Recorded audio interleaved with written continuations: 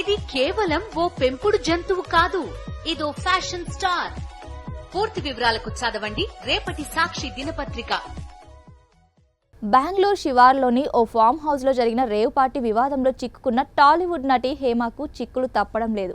దీనిపై విచారణ చేపట్టిన బెంగళూరు పోలీసులు తాజాగా ఛార్జ్షీట్లు దాఖలు చేశారు. అందులో 88 మంది నిందితులుగా పేర్కొన్నారు. అయితే నటి హేమ డ్రగ్స్ సేవించినట్లు ఛార్జ్షీట్లో పోలీసులు పేర్కొన్నారు. మొత్తం 1086 పేజీలతో ఛార్జ్షీట్ రెడీ చేశారు.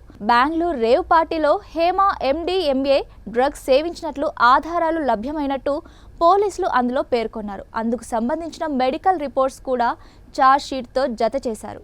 హేమతో పాటు 79 మంది నిందితులుగా చేర్చారు. పార్టీ నిర్వహించిన మరో 9 మందిపై వివిధ సెక్షన్ల మీద కేసులు నమోదు చేశారు.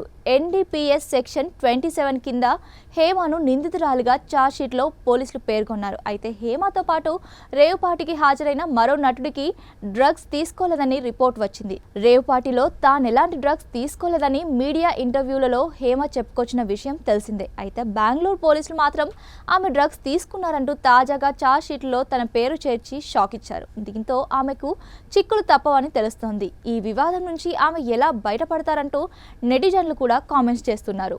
హేమ చెప్పిన మాటల్ని విని కొద్ది రోజుల క్రితం మూవీ ఆర్టిస్ట్ అసోసియేషన్ కూడా ఆమెపై సస్పెన్షన్ ఎత్తివేసింది. తనకు నిర్వహించిన రక్త పరీక్షలలో డ్రగ్ నెగిటివ్ వచ్చిందని, అందుకు సంబంధించిన రిపోర్టుల్ని కూడా ఆమె సోషల్ మీడియాలో పోస్ట్ చేసింది.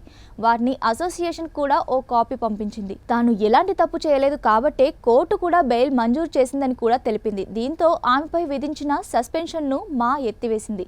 ఇప్పుడు ఈమె పేరు ఛార్జ్షీట్లో ఉండడంతో మూవీ ఆర్టిస్ట్ అసోసియేషన్ ఎలాంటి నిర్ణయం తీసుకుంటుందో చూడాలి మరి.